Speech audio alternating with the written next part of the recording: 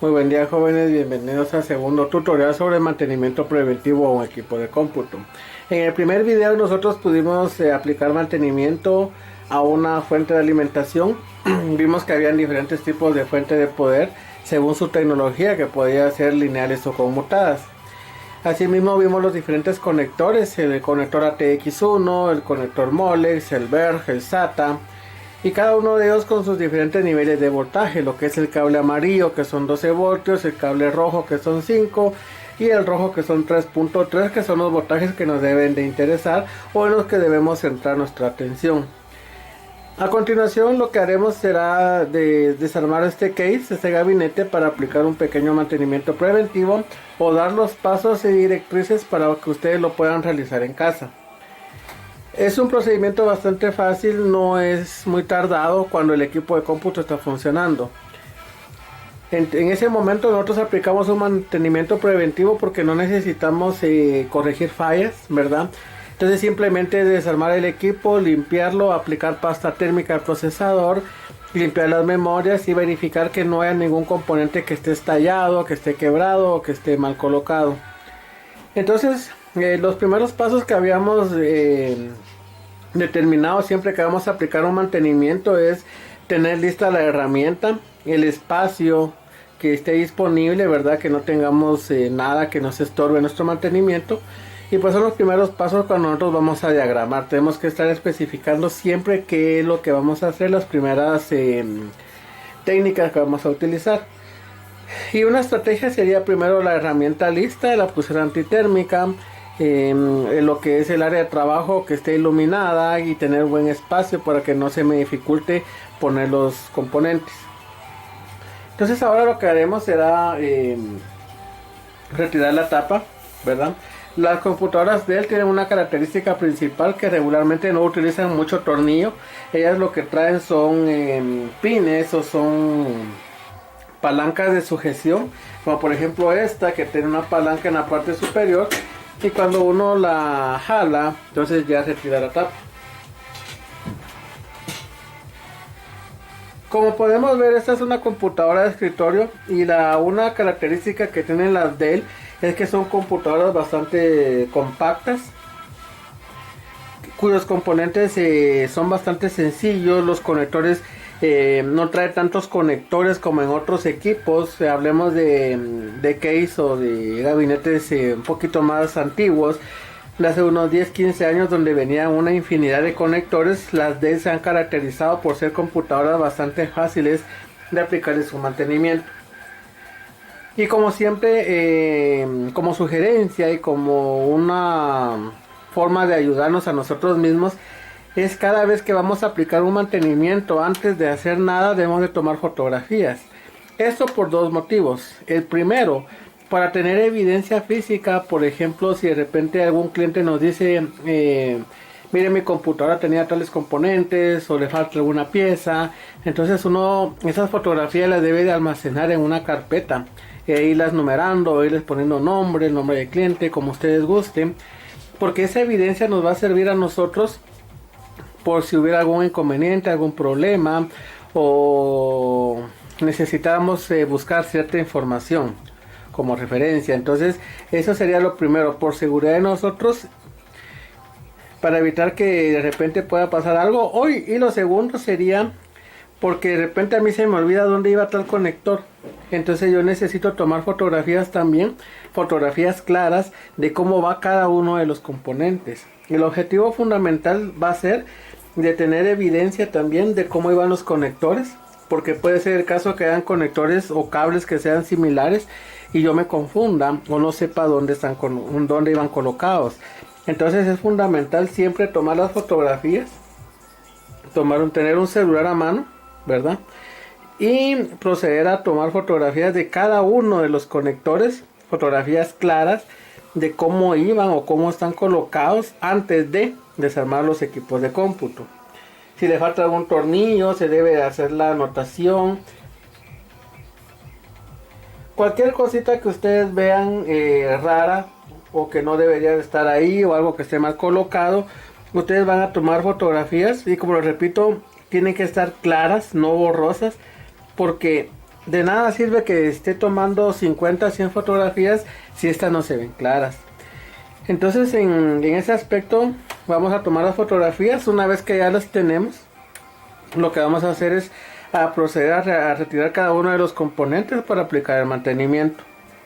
Lo primero que vamos a hacer, y como les repito, la ventaja de la Dell es que muchos de los componentes que trae no vienen atornillados, solo trae unas palancas de sujeción.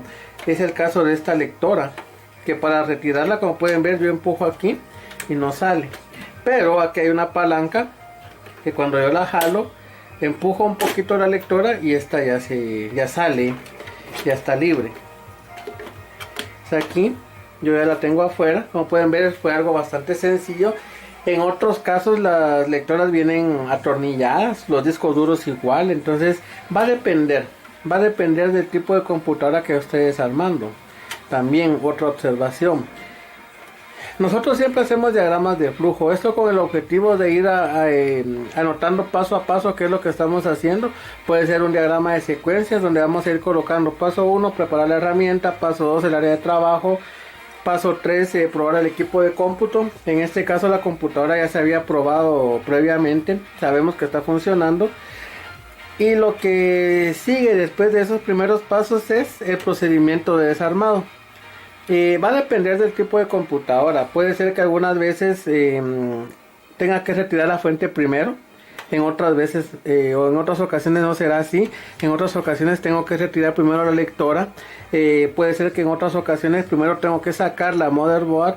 Entonces esa es la diferencia y es lo importante de tener diferentes equipos para aplicar mantenimiento. ¿Por qué? Porque no todos son iguales y eso me va a permitir a mí ir agarrando la experiencia necesaria para poder conocer los diferentes componentes. Pudimos ver en la clase anterior que la motherboard en sí, los componentes son muy similares. O sea, todas traen un socket de procesador, todas traen puertos para tarjeta de expansión de video, puente norte, un puente sur.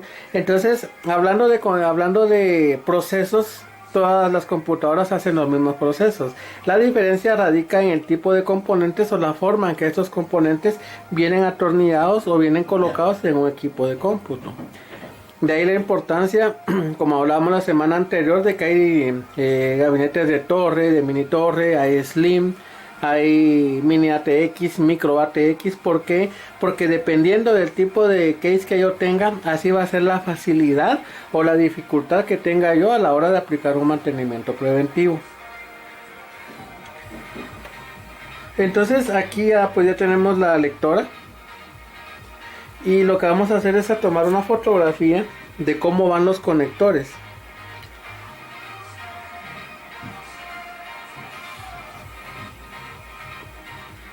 Porque puede darse el caso de que el conector no sea igual al del disco duro, o que yo tenga dudas. Entonces le tomo una fotografía. Y cuando yo tomo la fotografía, entonces lo que hago es proceder a retirar los conectores. Hay quienes le pueden poner un masking tape con el nombre del conector o del cable, según sea el caso. En este caso yo ya saqué la lectora. Esta es una lectora IDE. A estos conectores se le llama interfaz, donde va colocado el cable IDE. Tenemos el puerto, la interfaz Molex, puerto IDE. A este cable de 39 o 40 hilos le vamos a llamar cable IDE. Esta es la tecnología anterior a la SATA, una tecnología que ya casi no se ve, está en desuso. Y la diferencia era que, por ejemplo, en este cable 19 o 20 hilos de cobre traían información al disco duro o a la lectora, y 20 la llevaban de regreso, 20 o 19. Era un proceso más lento si lo comparamos con una tecnología SATA, donde la información ya no se necesitan 39 hilos o 40, sino que solo se necesitan 7, y en esos 7 cables la información va y viene al mismo tiempo.